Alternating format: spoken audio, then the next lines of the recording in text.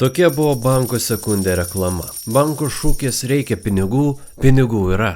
Ir tai buvo klasikinė piramidė. Nauji klientai apmokėdavo seniems, o pelno ir ekonominės veiklos ten nebuvo. Šis bankas buvo žinomas tuo, kad žadėjo milžiniškas palūkanas 40+ ir susižėrė net 40 milijonų litų žlugimo metu. Jis veikė viso labo 3 metus, nuo 91 iki 94. Ir net ir einant į pabaigą viskas buvo gerai, sistema veikė, vyko visokios labdaringos veiklos ir taip toliau. Ir aišku, yra dalykų, kurie nesikeičia visais laikais. Žmonių godumas ir žmonių durnumas. Na nieko, mulkiai nėra mamutai, visi jie neišmirs. 21 amžiuje atsirado naujų būdų užsidirbti ir naujų durnelių, iš kurių galima pinigų susirinkti. Kripto, meme stock ir daugybė kitų dalykų. 17-21 atsirado naujų milijonierių ar šiaip prakutusių, kurie tiesiog investavo į random monetas, biržas ir staigiai praturtėjo. Aišku, kai prasideda godumas, ten atsiranda ir tie, kur pardavinėja įrankius legaliai, ir tie, kurie apgaudinėja nelegaliai. Ir buvo toks jai marketing, visokios matricų schemos ir taip toliau. Jos viso žlugo, tačiau ir išviliojo nemažus pinigus. Ir kaip ten bebūtų, čia atsirado naujas žaidėjas – LVX. Dar jie vadinosi Goldman Sachs Investment Group. GS. Ir jie turėjo reputaciją, kad veikia sėkmingai net 2 metus. Pajamos pastoviai kyla, pinigus uždirba. Ir niekam nekyla klausimas, už kokį gerą tuos pinigėlius dvigubina, už kokį gerą duoda pinigus nemokamai. Belemba, tikrai reikia branduolinės žiemos. Bet kalbant apie ją, žaidimų kūrėjams, Dustwind. Išėjo naujas žaidimas Dustwind Resistance, postapokaliptinė taktika, kurioje turėsite naikinti raiderius, ir nuoroda į kanalų sutiktas 3 kopijas yra prisegtame komentare. Gal pašaudžiaus į raiderius, nueis noras durnai investuoti. Kol LVX'as veikia, visiems kritikams siuntė botinius komentarus ir jie bandė įrodyti, kaip baisiai pakėlė, praturtėjo ir dar įmes pinigų, kad pakeltų. O botai yra reikalingi tam, kad įtikintų vartotojus, kad jie tikrai veikia. Nuo 2025 gegužės 9 Lietuvos bankas gavęs teismo leidimą nurodo blokuoti LVX svetaines. Identifikuojama nelegaliai investicijų veikla, tačiau fanatikai teigia, kad čia susimokymas elito, mafijos, bankų, Rothschildų ir visų kitų prieš galimybę realiai uždirbti pinigų. Ir dabar aš parodysiu ir paaiškinsiu schemos dalyvių logiką jų pačių žodžiais. Pradžiai, auka bando vilioti kitas aukas. Manydama, kad daro paslaugą, kad daro kažką gero. Vat sistema veikia, galiu užsimti pinigus, nes pradžioje visada duoda išsimti, kad galėtum pritraukti daugiau aukų.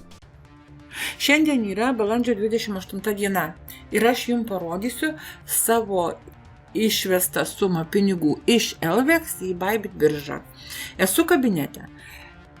Dabar matot, va čia va yra pas mane likutis, kuris yra paliktas treidinimo sąskaitoj ir jisai dirba. Pirmą kartą 23 balandžio tiesiog pabandymui ir aš jums rodžiau, esu padariusi video ir rodžiau, kad išsivedžiau. Čia dėl jūsų buvo išvesta, ne dėl manęs, nes aš žinau, kad išvedimai vyksta ir viskas yra tvarkoj. Žiūrėkit, $802 ir 75 centai tiek pasiėmė už šitą sumą ir keliaujam į Bybit žiūrėti.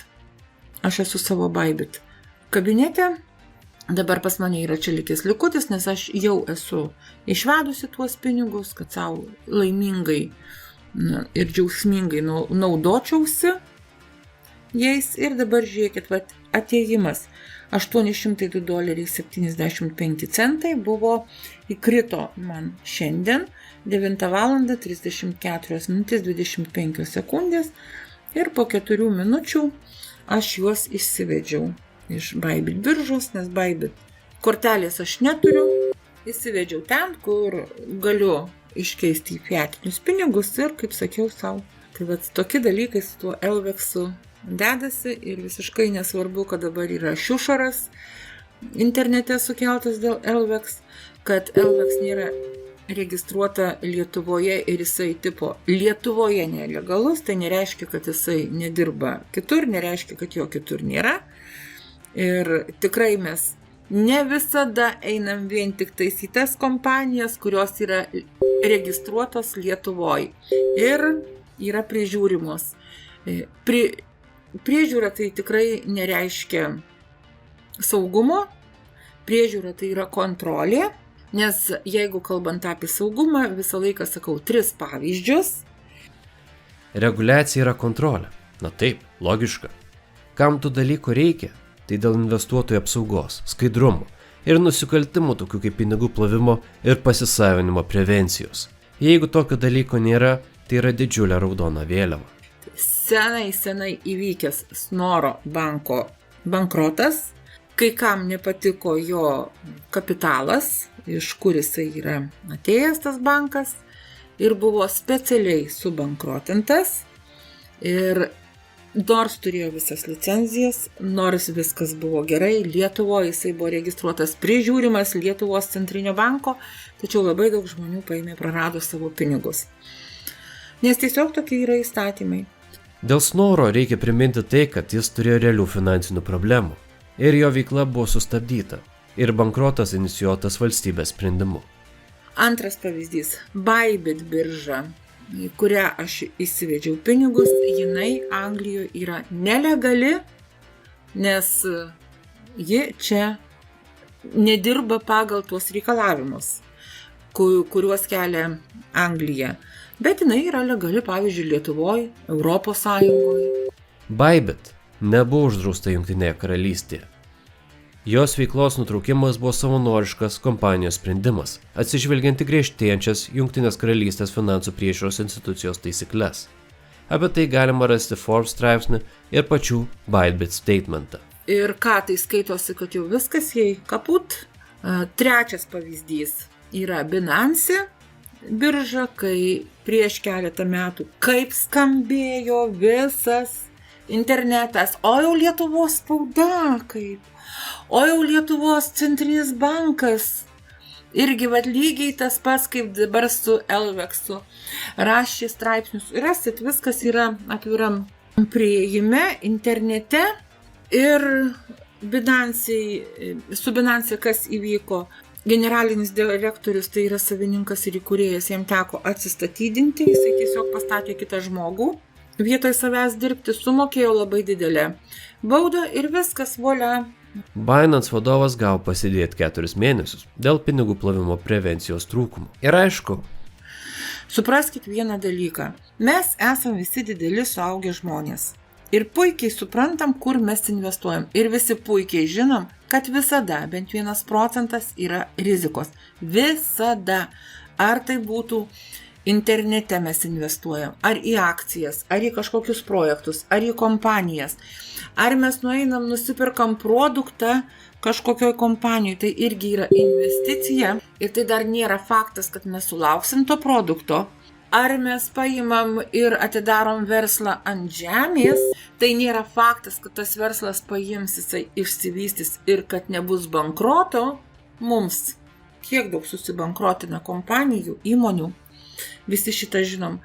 Ir ar mes į kriptą dėsim, ar mes į banką dėsim, ar mes kur nors kitur laikysim pinigus, kojiniai, nesvarbu kur, visada yra kažkoks procentas rizikos. Investuojam visada tiek pinigų, tą sumą, be kurios mes galim laisvai gyventi. Elvexui yra labai gera didelė reklama, nes dabar apie Elvex sukasi visa Lietuva. Žiniasklaida rašo, Lietuvos centrinis bankas rašė, visokie ekspertai kabutėse video filmukus kuria, pinigus moka tiem žmonėm, kurie yra Elvexe, kurie užsidirbo Elvexe, bet vis tiek jiem pinigai yra sumokėta, kad jie ateitų ir papasakotų ir parodytų, kaip yra iš vidaus viskas. Parodė Telegramo grupę, nupirkta kiauliena už pinigus. tą video befilmuojant, tą video bekuriant, tas ekspertas, jisai supranta, ką jisai daro, jisai yra pinigų žmogus, tikrai ne kažkokis tai labdarinis, negalvokit, kad jisai iš geros dūšios vaizdo įrašą aptarinėja Elvex ir galvojat, kad čia jisai jums gerą darbą daro. Jisai tiesiog negaištų savo brangaus laiko, nes jo 1 valanda jisai pats yra įsivertinęs 400. Koks tas žmogus, šiaip savo nieko nedarantis. Kaip ir sakiau, tai yra pinigų žmogus, jis moka padaryti pinigą. Ir taip jisai apžvelgdamas Elvex keliasi savo reitingus. Kitokių yra, kas video daro YouTube'ai, jie visi daro dėl pinigų. Vat būtent. Tik dėl pinigų, tikrai ne dėl jūsų gerovės, net negalvoju. Toks mano didesnis jau dabar. Žinau, kad dabar pinigų pasiauginsiu Elvex'e ir vėl padarysiu išvedimus, kaip ir visi kiti 100,000 žmonių daro išvedimus kiekvieną mielą dieną ir kelis kartus per dieną ir netokiom mažytėm sumom, ką aš parodžiau. Elvex'as žlugo ir niekas nebegali įsimti pinigų nuo birželio 20 dienos. Krenta jau ir Trustpilot reitingai ir žmonės verkia, kad negali įsimti. Tai vat, pinigų nebeatgausit, o sukčiai dabar turi jūsų asmens duomenis. Tuo pačiu atsirado ir naujos versijos kaip Top ir Citadel, kurios žlugo dar greičiau. Ir dabar sukčiais pas tuos, kurie norės atsimti pinigus ir skemins juos dar kartą. Ir taip su piramidėm visad.